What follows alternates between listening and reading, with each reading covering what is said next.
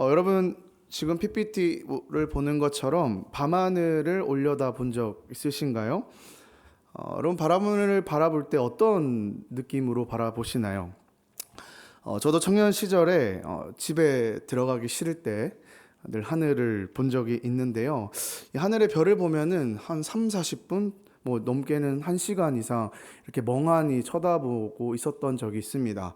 가끔은 울기도 하고요. 예, 그렇습니다.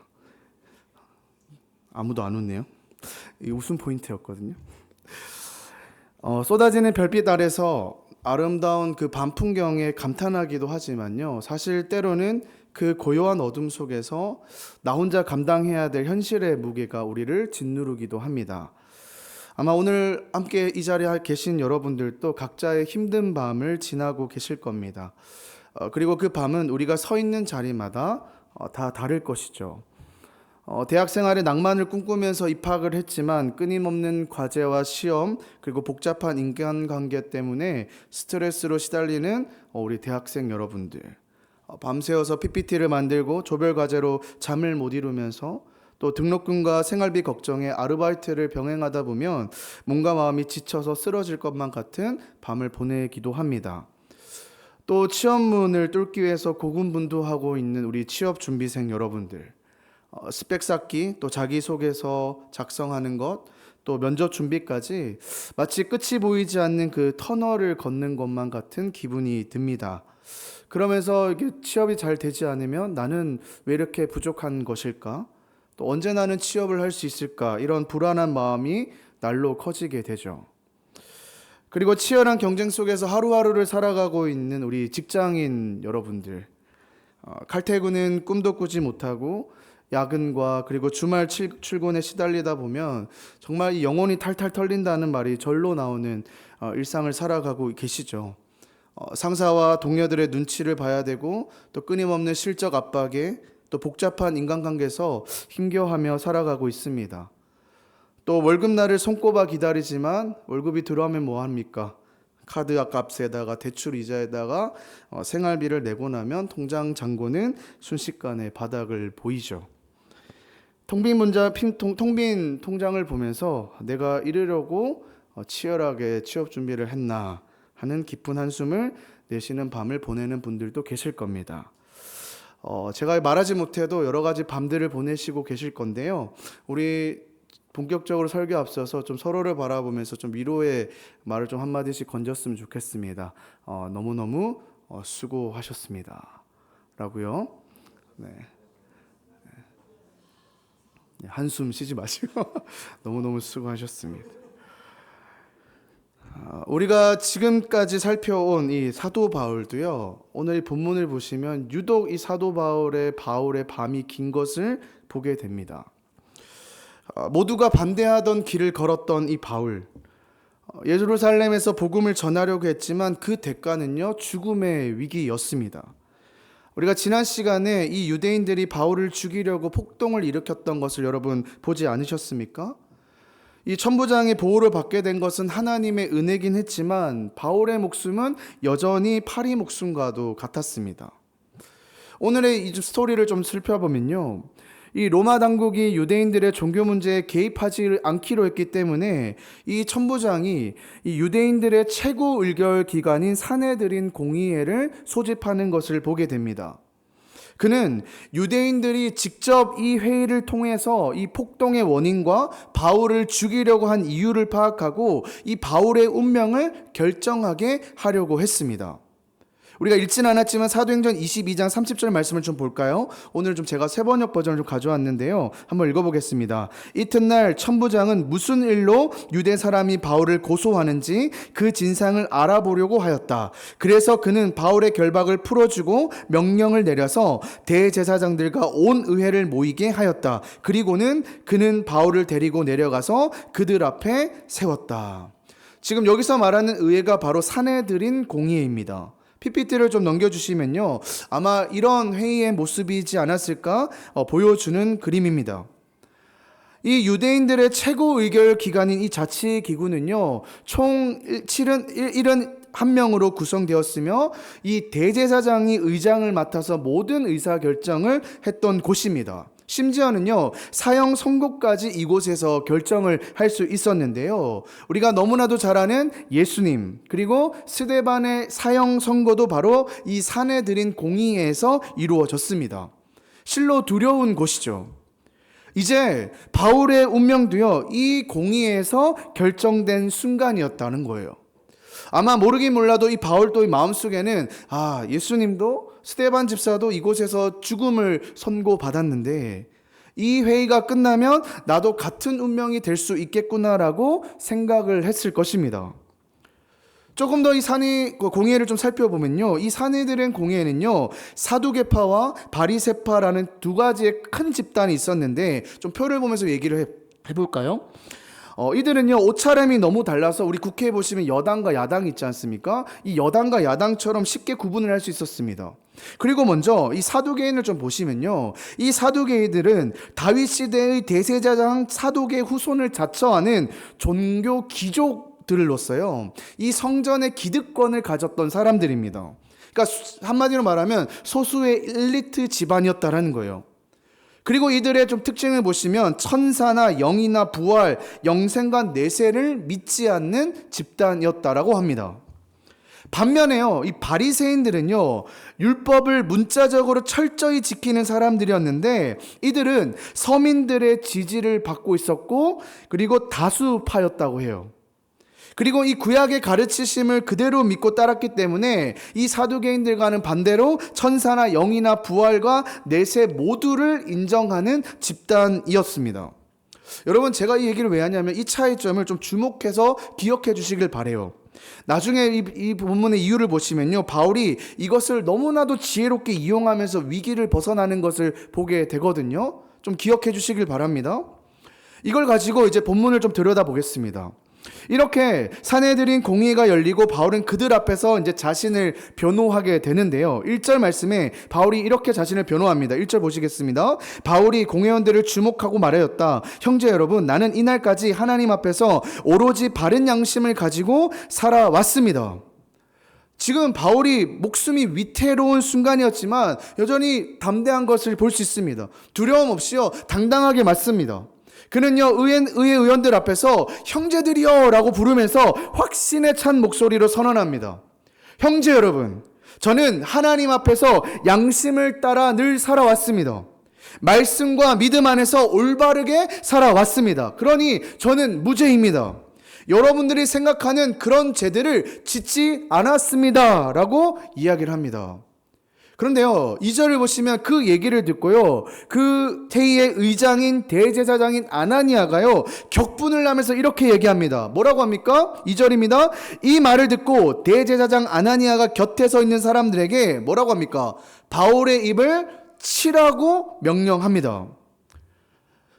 이때 의장이었던 대제사장이 아나니아가 어떤 사람이었냐면요, 유대 역사학자 요세푸스의 기록에 따르면 이 아나니아라는 사람은 극도로 객박하고 난폭했으며 이 종교를 이용해서 로마 권력에 붙어서 사익을 추구했던 인물이라고 소개하고 있습니다. 나쁜 사람인 거죠. 그는 매우 급하고 성질이 더러웠기 때문에 지금 바울의 이 말이 너무너무 거슬렸던 거예요. 그래서 그 얘기를 듣자마자 뭐라고 하냐면 사람들에게 저 바울의 입을 치라고 얘기를 합니다. 여러분, 당시에 입을 치다라는 표현은요, 유대 사회에서는 그 사람의 인격을 완전히 부정하고 깊은 수치심을 주는 가장 심한 모욕적인 행동이었다고 해요. 모욕적인 언어였다고 해요. 그러니까 지금 이 대제사장의 태도를만 봐서도요, 지금 사실은 이 아나니아는 회의가 시작하기도 전에 이미 예수님과 스데반처럼 이 바울을 죽이려고 마음을 먹고 이 회의의 자리에 들어왔다는 것을 우리가 알 수 있어요. 그러나 여기서 가만히 있을 바울이 아니지 않습니까? 바울이 이 대제사장의 말에 반격을 하는데요. 3절을 보실까요? 이거는 우리 같이 한번 읽어보겠습니다. 시작. 그러자 바울이 그에게 말하였다. 회칠한 벽이요, 하나님께서 당신을 치실 것이요, 당신이 율법대로 나를 재판한다고 거기에 앉아 있으면서 도리어 율법을 거슬러서 나를 치라고 명령하시오. 뭐라고 합니까? 전혀 두려워하지 않아요. 오히려 이 아나니아를 향해서 뭐라고 외칩니까? 이 회칠한 벽이여라고 지금 이야기하는 것을 보게 됩니다. 여러분 혹시 이 성경을 읽으면서 이 회칠한 벽이라는 표현을 보신 적 있으십니까? 사실 이게 바울이 처음 이야기한 것이 아니거든요. 혹시 누가 썼는지 아시는 분 계시나요? 그렇죠. 맞아요. 예수님께서 저 바리새인들과 사두개인을 향하여서 이 회칠한 무덤이여라고 표현했던 것이 있습니다. 그러면 이 회칠한 무덤, 회칠한 벽, 이게 무엇을 뜻하는 것일까요?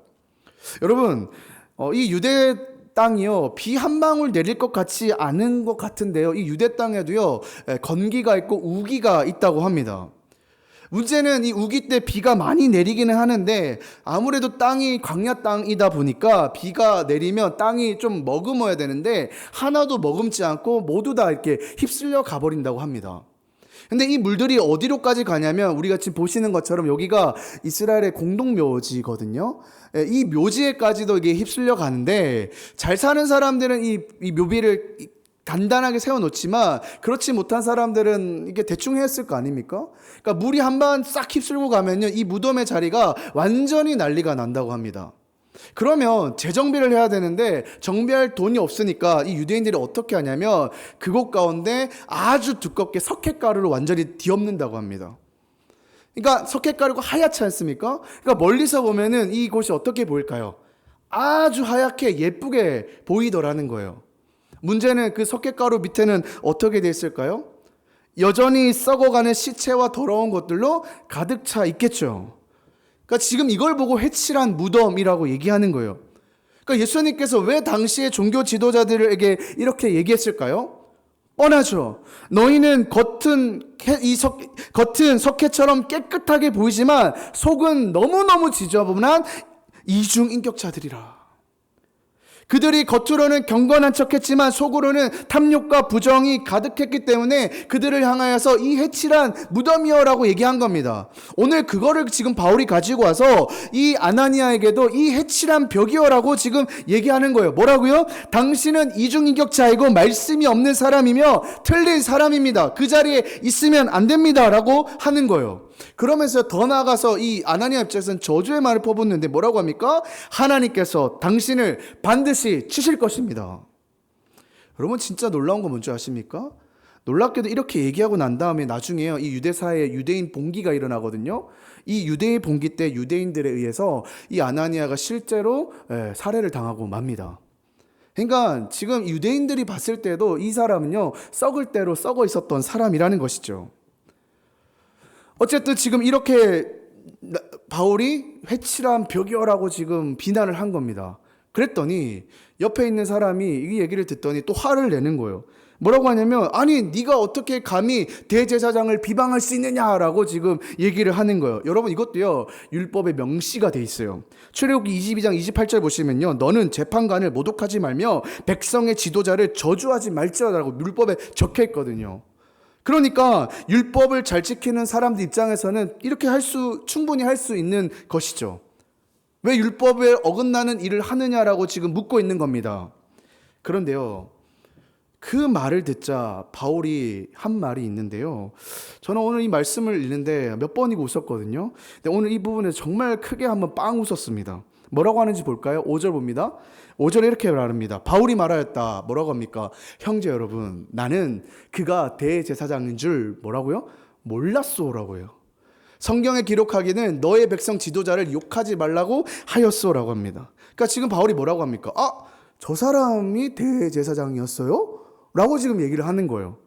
그래서 사실 이 본문에 대해서 여러 학자들의 얘기가 있는데, 첫 번째는 뭐냐면 그거예요. 말 그대로, 성경 그대로 정말로 바울이 대제사장을 알아보지 못했다. 그 이유로 뭐냐면 실제로 이 바울이 안질이 있어, 눈이 안 좋았거든요. 그러니까 시력이 나빠서 보지 못했다라는 얘기가 있고요. 두 번째는 이 바울이 사실 생활했던 게 예루살렘이 아니었잖아요. 한참 바울의 여행을 하고 돌아왔기 때문에 실제로 이 사람이 대제사장인 줄 몰랐다라는 이야기가 있습니다. 물론 일리 있는 해석이죠. 근데 저는 두 번째 의견이 더 설득력이 있다고 보는데, 뭐냐면 바울이 지금 아나니아가 대제사장인 걸 알면서도 지금 아나니아에게 한 방 먹이려고, 이거 비속어인가요? 한 한 방 치려고 모른 척했다라는 거 일부러. 예. 그러니까 여러분 안 그래도 나쁜 사람이라고 했잖아. 아마 바울을 향해서 이 해칠한 벽이여라고 했을 때 아마 그 얘기를 듣고 통쾌했을 사람들이 꽤 많았을 겁니다. 그러면서 지금 바울이 능청스럽게 뭐라고 얘기하냐면 뒤에 보시면 너의 백성의 지도를 욕하지 말라 하였어라. 이게 뭔 말이냐면 나도 율법을 너무너무 잘 아는 사람이에요.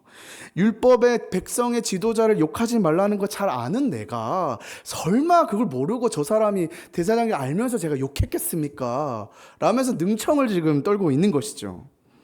그러니까 아마 그 얘기를 듣고 있는 아나니아는 뭔가 당한 것 같은데 반박할 수 없는 약간 그런 지금 상황에 있다라는 것이죠.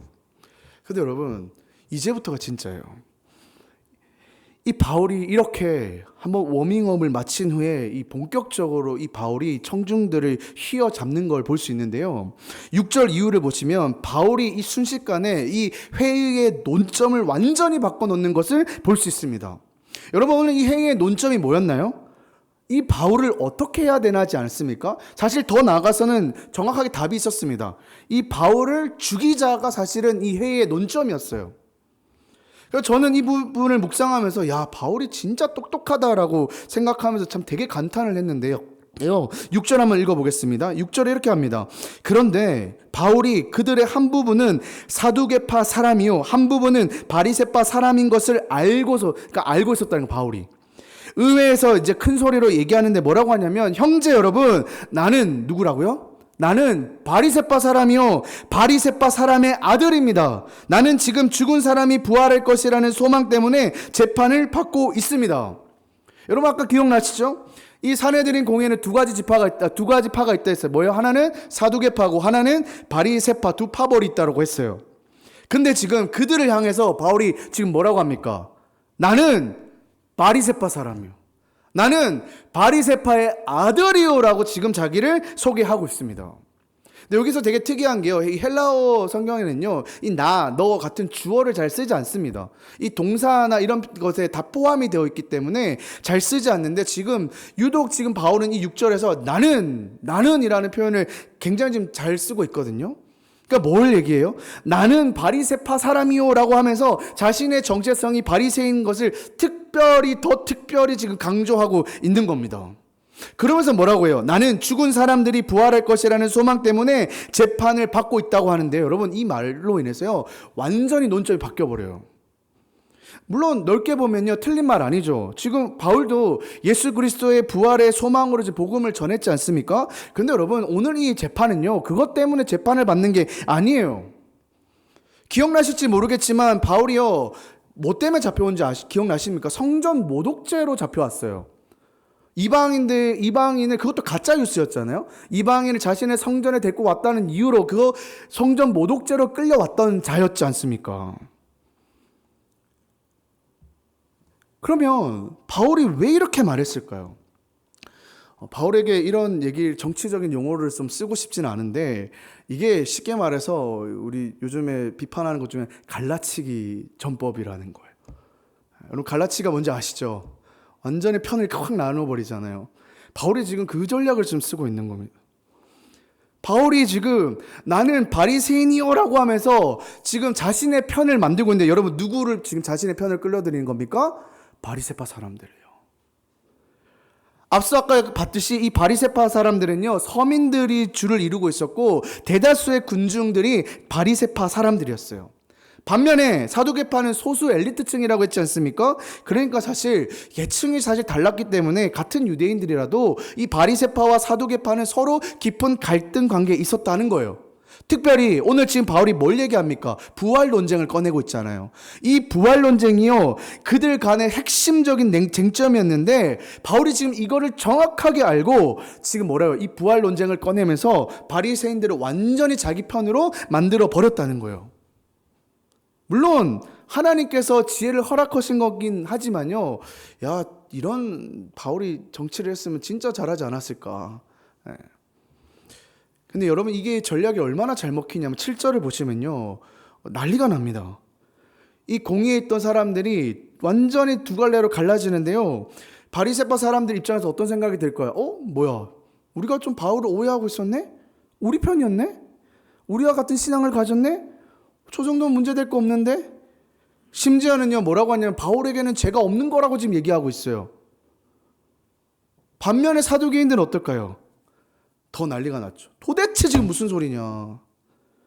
완전히 분노하면서 난리가 난 겁니다. 9절과 10절을 보실까요? 9절과 10절이 이렇게 기록되어 있어요. 그래서 뭐라고 합니까? 큰 소동이 일어났다고요. 바리새파 사람들 편에서 율법학자 몇 사람이 일어나서 바울 편을 들어서 말했다. 우리는 이 사람에게서 조금도 잘못을 찾아볼 수 없습니다. 만일 영이나 천사가 그에게 말해주었으면 어찌합니까? 지금 바울을 두둔하는 거예요. 그리고 10절에 싸움이 커지니 천부장은 바울이 그들에게 찢길까 염려하여 군인도로 내려가서 바울을 그들 가운데서 빼내서 병영 안으로 데려가라 명하였더라. 지금 난리가 난 거예요. 난장판이 났어요. 바리새파 사람들은 그에게 죄가 없으니까 우리가 데려가겠다라고 하고요. 사두페파는 저 인간, 저 배신자 같은 인간 죽여야 된다라면서 난리가, 양쪽에서 지금 바울을 잡아당기면서 지금 난리가 난 거예요. 그래서 오늘 성경 보시면요, 바울의 몸이 찢겨질 뻔했다라고 지금 기록되어 있지 않습니까? 그래서 사실 바울이 굉장히 지혜롭게 이 상황을 벗어나려고 했었는데 오히려 이것 때문에 목숨을 부지하기 힘든 상황으로 지금 치닫게 된 거예요. 근데 아까 제가 10절을 읽었는데요. 그걸 지금 누가 보고 있었어요? 네, 천부장이 보고 있었다라는 거예요. 천부장이 아까 데리고 왔는데 가지 않고요. 기다리면서 그 상황을 모두 보고 있었어요. 그래서 그 상황을 봤던 이 천부장이 이 상황은 지금 통제불능의 상황이 되고 있네.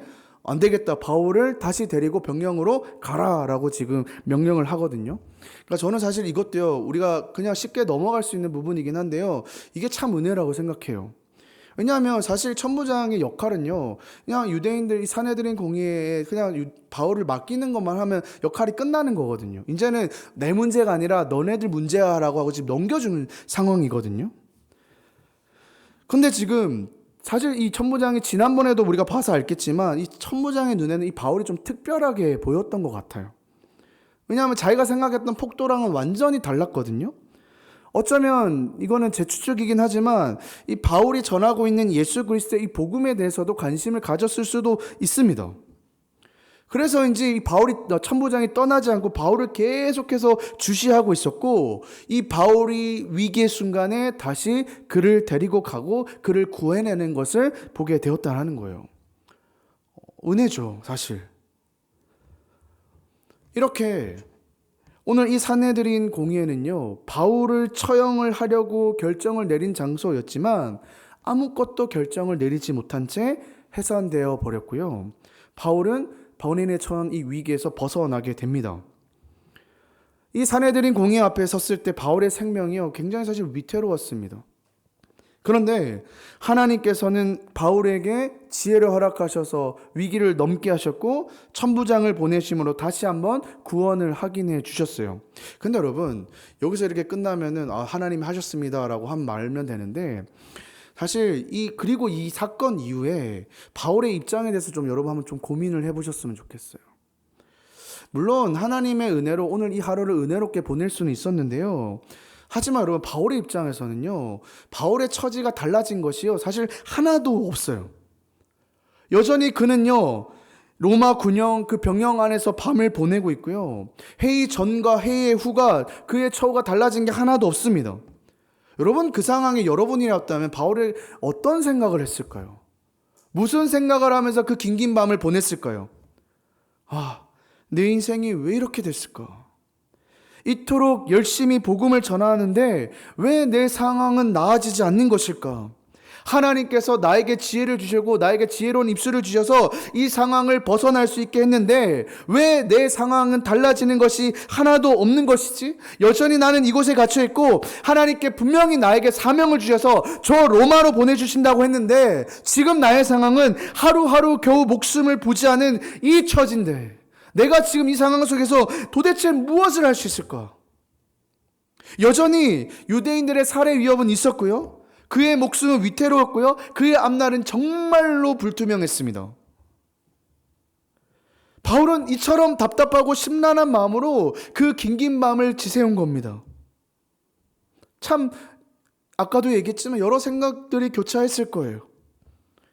아우, 차라리 예루살렘에 가지 말라고 했던 그 사람들 말을 들었어야 됐나?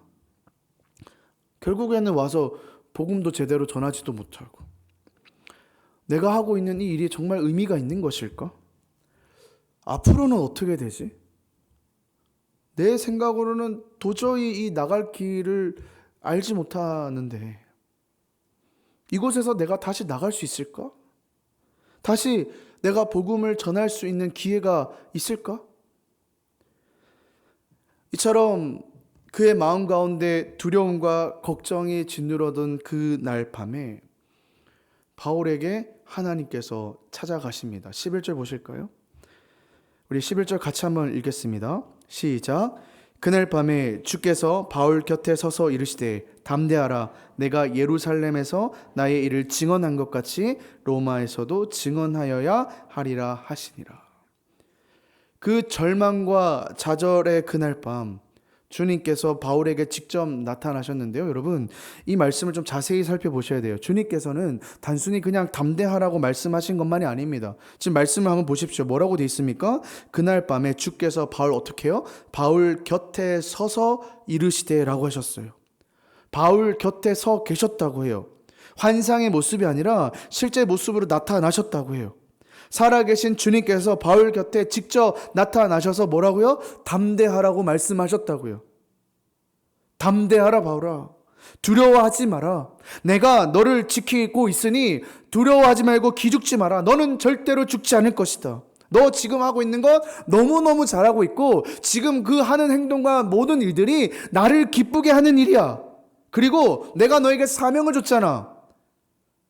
너를 끝까지 로마로 데려가서 그곳 가운데 나의 복음을 전하게 할 것이야. 다시 한 번 더 사명에 대해서 확신을 더해 주십니다. 바울은 그날 밤에 깊은 고뇌 속에 있었고 이게 내가 하는 일이 맞느냐라고 의심이 들었지만 그 주님께서는 그 바울을 만나주시고 다시 한번 그 마음을 만져주시고 위로하시고 치료하시고 다시 앞으로 나갈 힘을 주셨습니다. 그림 하나를 보고 좀 말씀을 맺으려고 하는데요. 그림 한번 보여주실래요? 네. 이 그림은 1633년에 렘브란트가 그린 갈릴리 바다 폭풍이라는 그림입니다. 마가복음 4장을 배경으로 한 이 그림은요, 폭풍 속에 있는 제자들의 모습을 담고 있습니다. 왼편에는 물이 반쯤 차오른 배를 필사적으로 지키려고 하는 제자들이 그려져 있고요. 또 오른쪽에는 그 두려움에 떨면서 주님께 어떻게 해야 합니까? 라고 묻는 제자들의 모습이 나옵니다. 이 그림은요, 사실 우리의 인생을 지금 보여주고 있어요. 렘브란트는 견딜 수 없는 폭풍과 풍랑 같은 그 삶의 모습을 생생하게 보여주는데요. 그런데 여러분, 이 그림의 진정한 핵심은 여기에 있습니다. 다음 그림 보이실까요? 제가 그 그림을 조금 더 확대했는데 여러분 보이시나요? 네. 보시면요, 지금 이 급박한 상황과는 어울리지 않는 한 사람이 보입니다. 여러분 보이시나요? 무슨 색깔을 입고 있나요? 푸른색 옷을 입고 있는 모자를 쓴 사람 보이시나요? 그 사람은요, 이 상황과 전혀 관계없는 모습으로 지금 어디를 보고 있나요? 정면을 보고 있습니다. 누구를 보는 걸까요? 그 그림을 보고 있는 화자, 우리를 보고 있는 겁니다. 그러면 지금 이 렘브란트는 그 상황과 상관없는 그곳에 누구를 그린 걸까요? 바로 자신을 그린 거예요. 그 그림 속에서 렘브란트는 우리를 향하여서 이렇게 묻는 거예요. 다음 클릭 한번 해주실래요? 폭풍우 가운데 있는 당신들은 지금 무엇을 보고 있습니까? 렘브란트는요, 이런 질문할 자격이 있습니다. 왜냐하면 그는 자녀들 넷 중에 셋을 잃었고요. 그리고 아내와 어머니를 먼저 떠나보냈다고 해요. 그리고 파산까지 겪었기 때문이에요. 그래서 그 인생의 폭풍을 너무나도 충분하게 겪었던 그 렘브란트가 지금 이 그림을 통해서 폭풍 속에서 가장 중요한 것은 우리의 시선이라는 것을 이야기해주고 있다라는 거예요. 사랑하는 여러분, 우리 인생의 속에서 풍랑이 우리를 덮칠 때가 있습니다. 바울처럼 캄캄한 감옥의 밤이 찾아오기도 합니다. 근데 그때 우리가 정말 중요하게 봐야 되는 것은 우리가 그 순간 그 상황 속에서 누구를 보고 있느냐라는 거예요.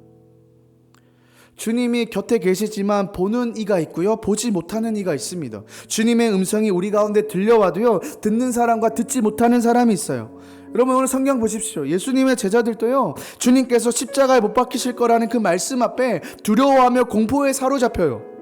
그때 주님께서 이 제자들에게 뭐라고 말씀하시는지 아십니까? 요한복음 16장 33절에 이렇게 말씀하십니다. 우리 같이 읽겠습니다. 시작. 이것을 너희에게 이르는 것은 너희로 내 안에서 평안을 누리게 하려 함이라. 세상에서는 너희가 환난을 당하나 담대하라. 내가 세상을 이기었노라. 나 예수 그리스도가 이겼듯이 너희도 그 환난 가운데서 이길 것이니 걱정하지 마라. 내가 함께 할 것이다. 여러분, 담대하게 살아라고 지금 얘기하고 있어요. 주님의 음성은요, 늘 한결같으시고요, 구약과 신약과 오늘을 살아가는 우리들에게도 변함없이 동일합니다. 풍랑과 어려움이 찾아올 때 주님께서요, 우리와 늘 함께 하셔요. 담대하라, 걱정하지 마라. 마지막으로 우리 이사야 43장 1, 2절 말씀도 우리 같이 한번 읽어볼까요? 시작. 너는 두려워하지 말라. 내가 너를 구속하였고 내가 너를 지명하여 불렀나니 너는 내 것이라. 내가 물 가운데로 지날 때에 내가 너와 함께 할 것이라. 믿으십니까? 여러분, 혹시 지금 인생의 풍랑 속을 지나가고 계십니까?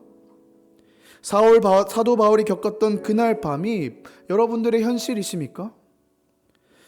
주님께서 늘 여러분들 곁에 있다는 사실을 잊지 마시길 바랍니다. 지금도요, 여러분들을 향해서 외치고 계세요. 담대하라. 내가 함께 할 거야. 아니, 함께 하고 있어. 걱정하지 마라. 그리고 네가 지금 하고 있는 것들 너무너무 잘하고 있어. 1%도 움직이지 않을 것 같은 너의 그 삶이 나를 너무너무 기쁘게 하는구나. 그리고 지금 이 터널은 곧 지나갈 것이고 이 순간이 지나면 너 가운데 평안을 허락할 거야.